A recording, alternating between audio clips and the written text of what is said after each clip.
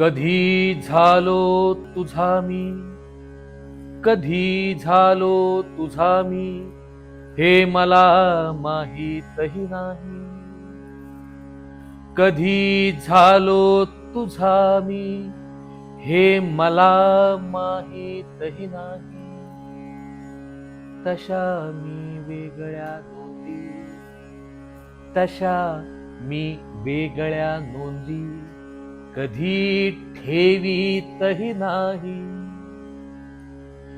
जरी हा घातला आहे मला घेराव लोकांनी, जरी हा घातला आहे घेराव मला लोकांनी, जीवाचा यार एखादा, जीवाचा यार एखादा अशा गर्दीतही नाही. जगारे बोल का माझी वजा केलीस तू आशा. जगारे बोल, जगारे बोल, जगारे बोल का माझी वजा केलीस तू आशा. जमेचा हुंदका माझा, जमेचा हुंदका माझा वजा बाकीतही नाही. नको आता नको बाई, नको त्या मागच्या गोष्टी. नको नको आता नको बाई, नको त्या मागच्या गोष्टी. तसे बारीक मी नाते जुने, तसे बारीक बारीक, तसे मी बारीक नाते जुने कातीतही नाही. किती हे धोरणी माझे निघाले सभ्य शेजारी, किती हे धोरणी माझे निघाले सभ्य शेजारी. जसा आळीत मी नाही, जसा आळीत मी नाही, तसा वाळीतही नाही. अरे मी केवढा मोठा गुन्हा केला जगायचा. अरे मी केवढा मोठा, केवढा मोठा, अरे मी केवढा मोठा गुन्हा केला जगायचा. गुन्हा हा मोठमोठ्यांच्या, गुन्हा हा मोठमोठ्यांच्या गुन्हेगारीतही नाही. तुरुंगातील कैद्यांची चहाडी ही कोणी केली. तुरुंगातील कैद्यांची चहाडी, चहाडी, तुरुंगातील कैद्यांची चहाडी ही कोणी केली.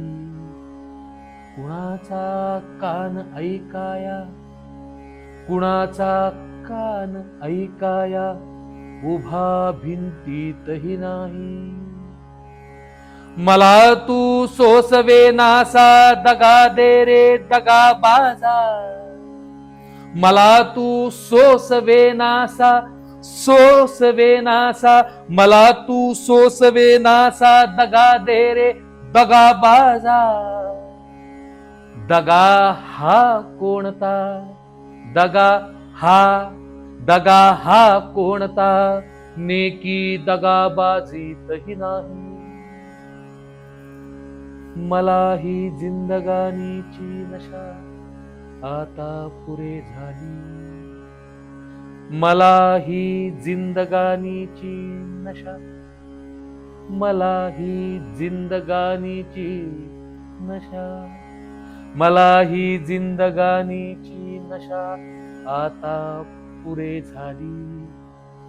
जराशा झिंगण्यासाठी, जराशा, जराशा, जराशा झिंगण्यासाठी कधी मी पीतही नाही.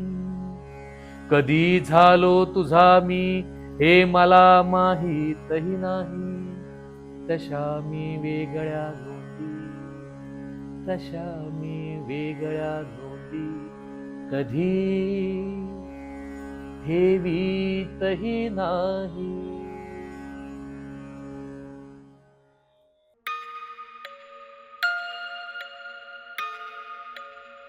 आम्हाला आज किनाऱ्यावर अब्रू कोळी नावाचा म्हातारा भेटला होता. नाना सांगत होते.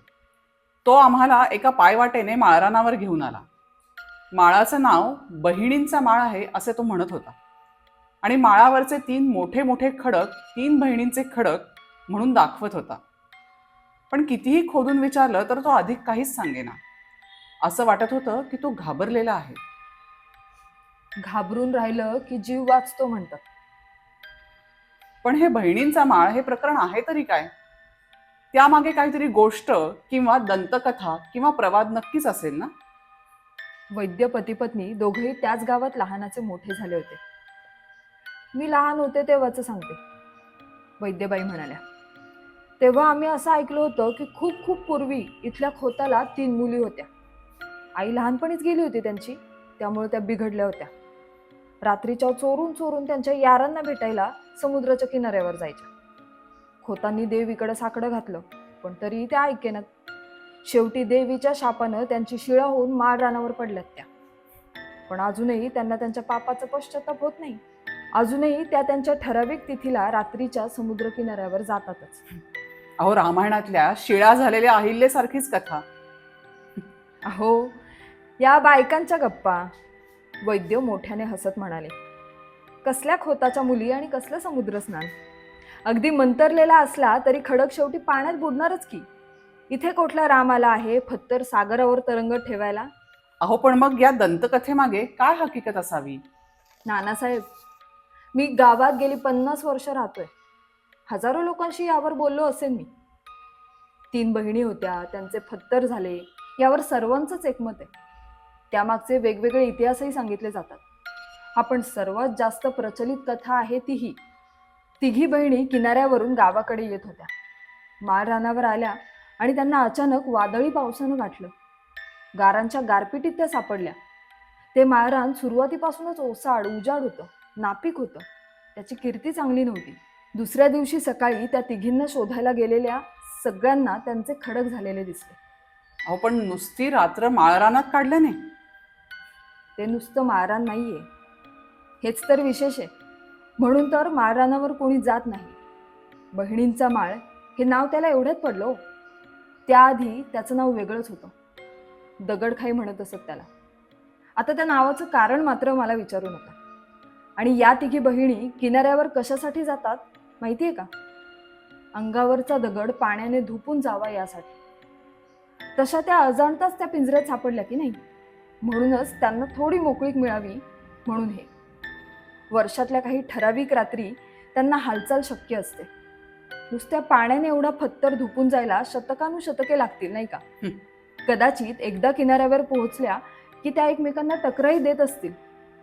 किनाऱ्यावर वाळूपेक्षा वेगळ्या रंगाच्या काही ठिकऱ्या पडलेल्या दिसतात, हेही तुम्ही पाहिलं असेलच. त्यांच्या अंगावरचा सगळा दगड धुपला की मगच त्यांची सुटका होईल. पण मला एक कळत नाही, केवळ एकच रात्र त्या माळरानावर होत्या, तेवढ्याने त्यांची शरीरं अशी फत्तरात का मढवली जातील? अहो, तेच तर सांगतोय. तेच तर त्या माळाचं विशेष आहे. म्हणजे अशी आख्यायिका आहे की त्या माळावर दगड वाढतात. हो, त्याला दगडखाई हे नाव असेल. त्या दगडखाई नावातही ते असेल. खूप जुना शब्द असेल हा, किंवा मूळ शब्दाचा अपभ्रंश झाला असेल. पण एक गोष्ट खरी की त्या कमनशिबी मुली नको त्या दिवशी, नको त्या वेळी, नको त्या ठिकाणी पोहोचल्या होत्या. आणि भुईतून दगड वाढत वाढत वर आले तेव्हा त्या 3घीही त्या दगडात गाडल्या गेल्या होत्या. हे जरा अतिच वाटतंय नाही? नाही, हजारो ठिकाणी असे उभे दगड दिसतात आणि हे जमिनीतून वर येणारे दगड. अहो, असलं तर कोणीच कधीच ऐकलं नसेल. आणि अगदी समजा त्यात काही तथ्य असेलच, असं काही संकट आलं तर माणसं पळून नाही का जाणार तिथून? अहो, काही जण पळून जात असतीलही, पण ते जर असं सांगायला गेलं तर त्याच्यावर कोणाचा विश्वास बसणार आहे का? तुमचा तरी बसेल का? आणि रानोमाळ उभे असलेले खडक, तुम्ही त्यातला एखादा फोडलाय का? त्यात कोणी चिडून गेलेलाच नाही हे कशावरून सांगता? अहिल्याची गोष्ट जरा बारकाईने पाहिली तर हेच दिसतं नाही का? दगडात चिणली गेलेली एक स्त्री रामाने मुक्त केली, ती केवळ पदस्पर्शाने, ही कवी कल्पना आहे. आणि एक प्रकारच्या नैसर्गिक जाणीवेने लोक अशा जागा टाळतात. अगदी गुरढोरही तिकडं फिरकत नाही. म्हणजे तिथे एखादा शाप वगैरे कोणी दिलाय का? अहो शाप कसला, ती दगडांची वाढण्याची जागा आहे इतकंच. आता बघा, केळीच्या बागेत केळी वाढतात, फळझाडांच्या बागेत फळझाडं वाढतात, भाजीच्या वाफ्यात भाजी वाढते, तसंच असल्या जागेत दगड वाढतात. अहो पण दगड कसे वाढतील? नानांचा आवाज जरासा वैतागलेला वाटला. वैद्यांना त्याचा राग आलेला दिसला नाही. नानासाहेब, अहो दृष्टी आड सृष्टी ही म्हण विसरू नका. निसर्गात प्रत्येकाला आपापली गती असते, आपापली लय असते. आता पशु घ्या, मानव घ्या, झाड घ्या, नाहीतर दगड घ्या. पण दगड निर्जीव नाही का? एखादा दगड आणून घरात फळीवर ठेवलात, 10 वर्ष वाट पाहिलीत, तरी रेसभर तरी वाढेल का? नानासाहेब, आता ही समोर बटाट्यांची टोपली आहे, त्यातला एखादा फळीवर ठेवलात तर तो वाढेल का? आणि तो वाढला नाही म्हणून बटाटे वाढतच नाहीत असं म्हणणार का? अहो निसर्गात प्रत्येकाला स्वतःचा एक वेळ असतो, स्वतःची एक लय असते. ऋतुचक्र आपल्या गतीने फिरत असतं. ब्रह्मकमळाला वर्षातून एकदाच फुल येतं, बांबूला 12 वर्षांनी एकदा येतं. आपल्याला अजून सगळी रहस्य कुठे उलगडली आहेत? खाटा करकरल्या. वैद्य पती पत्नी घरात जात होते. नानांचा आवाज आला, मी जरा चक्कर मारून येतो, माझी वाट नाही पाहिलीस तरी चालेल. फार उशीर करू नका हं, आई म्हणाली. अगं तू झोप की, उद्या काही कुठं जायचं नाहीये, आरामात उठलं तरी चालेल. नानांचा आवाज दूर दूर गेला. जनार्दन झोपण्यासाठी कुशीवर वळला. खिशात काहीतरी खळखळलं. त्याने खिशात हात घातला. किनाऱ्यावरून उचलून आणलेले ते 3 गुळगुळीत दगडाचे चपटे गोल गोटे त्याच्या हाताला लागले. आत्ताच त्याने ऐकलं होतं, त्या बहिणी किनाऱ्यावर जातात, एकमेकांना धडका देतात, खपऱ्या ठिकऱ्या पडतात. हे 3 दगड त्यांच्याच अंगावरचे नसतील कशावरून? हातातल्या हातात ते 3 दगड वळवळल्याचा त्याला भास झाला. त्याने खिशातून हात एकदम काढला. त्याला एकट्याला त्या खोलीत झोपवेच ना. तो हळूच मांडवात आला. आईच्या खाटेपाशी येताच त्याला दिसलं की ती जागी होती. त्याच्या केसांवर हात ठेवीत ती म्हणाली, जना, तू जागाच? आई, मी तुझ्याजवळ झोपू का गं? त्याच्यासाठी जागा करीत ती हसली आणि म्हणाली, का भ्यालास का रे खोलीत? आता काही लहान नाहीस काही तू? जनार्दन काहीच बोलला नाही. आईच्या जवळीकीत केवढी सुरक्षितता होती. फक्त एकच कमी होती, त्यांच्यात नाना नव्हते. त्याला कारण कळत नव्हतं, पण कसंच होत होतं, अस्वस्थ होत होतं. जरा वेळ गपचिप पडून राहिल्यावर तो हलकेच म्हणाला, आई. काय रे? नाना कुठे गेलेत ग? अरे एखादी चक्कर मारून येतो म्हणाले. केव्हा येतो म्हणाले? मी सांगितलंय त्यांना की उशीर करू नका म्हणून. एकटेच गेलेत का ग? हो. तो काहीच बोलला नाही. तशी आई म्हणाली, जना, अरे त्यांची कशाला एवढी काळजी करतोस? ते किती नि कसे हिंडत असतात तुला माहिती नाहीये का? एकदा त्यांनी कशाचा ध्यास घेतला की त्यांना चैनच पडत नाही. जनार्दन काहीच बोलला नाही. मनातल्या मनात त्याला भीती वाटत होती. नाना त्या बहिणींच्या माळाकडे गेले असतील तर? पुढे तो काहीच विचार करत नव्हता. त्या रात्री जनार्दनची बालंबाल खात्रीच पटली होती. या 3 बहिणींच्या दगडांनीच आपल्या वडिलांचा प्राण घेतलाय. 12 वाजले आणि नाना परत आले नाहीत. तेव्हा त्याची आईही अस्वस्थ झाली. वैद्यांच्या मुलाला बोलावून तिने त्याला नानांना शोधायला पाठवलं. आणि ती नको नको म्हणत असतानाही जनार्दन त्याच्याबरोबर गेला होता. कुंपणाबाहेर पडता पडता जनार्दन त्याला म्हणाला होता, अरे, आपण त्या बहिणींच्या माळावर पाहू. नाना तिकडेच गेले असावेत. माळ जवळ आला तसा जनार्दन पळत पळत पुढे गेला होता. तो अवाढव्य पांढरा करडा दगड हालताना पाहताच त्याची खात्री झाली होती. नाना रात्री इथेच आले होते. त्यांनी दगड हालताना पाहिले होते आणि ते जवळ येताच दगडांनी त्यांना चिरडून मारलं होतं. आणि आता त्यानेही त्या दगडांना हलताना पाहिलं होतं. आणि आता त्याच्याही मागावर ते येणार आणि त्यालाही तसंच ठार मारणार. जो कोणी त्यांना हलताना पाहिल त्याला ते ठार मारतात. अब्रू पोळ्याचे शब्द त्याच्या कानात घुमत होते.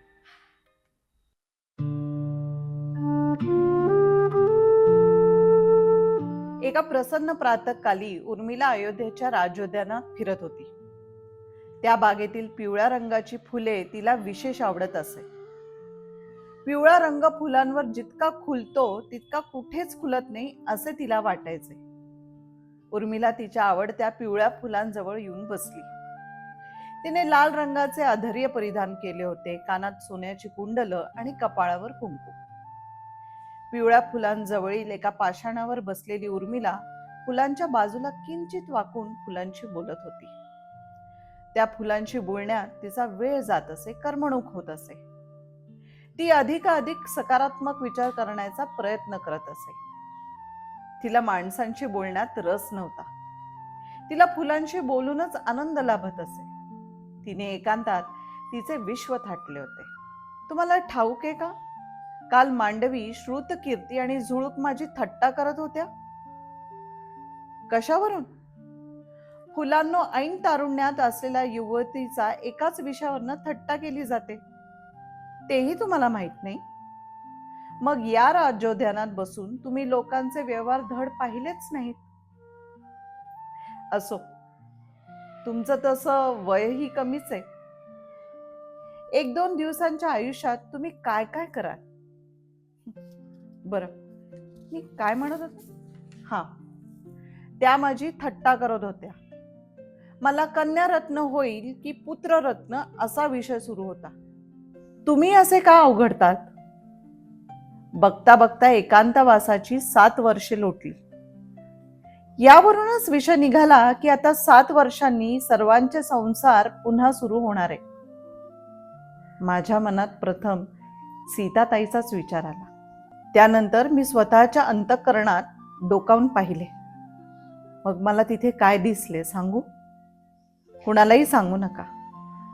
मला तिथे माता होण्याची एक सुप्त इच्छा दिसली, अगदी स्वच्छ दिसली. विवाह होऊन आता 7 वर्षे झाली. माझ्या मनात माता होण्याची इच्छा जागृत होणे स्वाभाविकच आहे. यात विशेष असे काही नाही.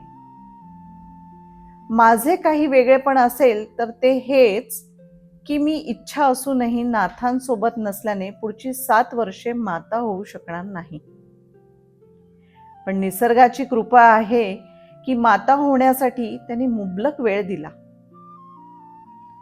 14 वर्षांनी माझ्यातील मातृत्व लयाला जाणार नाही, उलट त्या मातृत्वाला परिपक्वता येईल. त्यामुळे मी प्रतीक्षा करण्यास तयार आहे. सर्वप्रथम नाथ सुखरूप अयोध्येत परत येऊ. त्यानंतर जीवन पूर्वी होते तसेच आनंदीच होणार आहे. हो, माझा पूर्ण विश्वास आहे. तुम्ही पुन्हा निराश का झालात? ओळखलं. झुळूकला अजूनही त्यांचा पत्ता सापडला नाही म्हणूनच ना? फुलांनो, तुम्ही काळजी करू नका. ती शक्य ते सर्व प्रयत्न करत आहे. श्रीराम, ताई आणि नाथांनी अयोध्यावासियांना त्यांचे निवासस्थान कळू नये म्हणून खबरदारी घेतली असावी. ज्या अर्थी त्यांनाही श्रीरामांचे, ताईचे आणि नाथांचे निवासस्थान सापडू शकले नाही, त्या अर्थी ते तिघे खरोखर अयोध्येपासून खूप दूर गेली असणार. माझ्या नशिबी हे 14 वर्षांचे एकांतवासाचे 14 काटे आले. अर्थात झुळूक म्हणते त्याप्रमाणे अशी घटना न भूतो न भविष्यती अशी आहे. पण इतर राण्यांचे किंवा राजकुमारांचे जीवनही अनुरागाने भरलेले नाही. ज्या पुरुषाला 10 पत्नी आहेत त्या पुरुषाच्या पत्नींचं काय होत असेल? त्या पुरुषाचे नेमके कुणावर प्रेम आहे हे ठरवण्यातच त्यांचे जीवन व्यतीत होत असेल. पतीच्या अनुरागासाठी तडफडणे बरे की माझ्याप्रमाणे एकांतात राहणे बरे? ताईसारख्या किंवा माझ्यासारख्या काही भाग्यवान पतिव्रता आहेत ज्यांच्या पतींनीही विवाहाला एक व्रत म्हणून स्वीकारले आहे, एकनिष्ठेचे वचन दिले आहे. पण या जगात अशा किती भाग्यवान स्त्रिया असतील? तुम्हा फुलांचं जीवन तसं सोपं आहे. 2 दिवसांच्या जीवनात दुःखाचे लाड पुरवण्यासाठी तुम्ही कुणीही दुःखाला वेळ देतच नसाल. वस्तुतः जिथे तुमच्या जन्मासाठी चांगली परिस्थिती आहे तिथेच तुमचा जन्म होतो. आम्हा मनुष्यांचं तसं नसतं. अनेक शापित किंवा अभागी बाळांचा जन्म अतिशय वाईट परिस्थितीत होतो. ताईच्या जन्माची गोष्ट आठवा. मी कालच तुम्हाला सांगितली होती. तिला कोणी शेतामध्ये सोडलं हे अद्याप कुणालाही समजलं नाही. काही बालकं जन्मतः मातेला गमावतात. यापेक्षा तुमचं जीवन किती सोपं आहे. जिथे सूर्यप्रकाश आणि पाणी असतं तिथे तुम्ही सहज बहरतात. आम्हाला ही जन्म घेण्यापूर्वी अशी मुभा मिळाली असती तर किती बरं झालं असतं. जिथे आनंद तिथेच जन्म. असो, स्वप्न पाहण्यापेक्षा वर्तमानाचा विचार करावा. मलाही वर्तमानात परतायला हवं. उर्मिलेने तिचा कोमल हात फुलांवर फिरवला. उर्मिला तिच्या कक्षात परतली.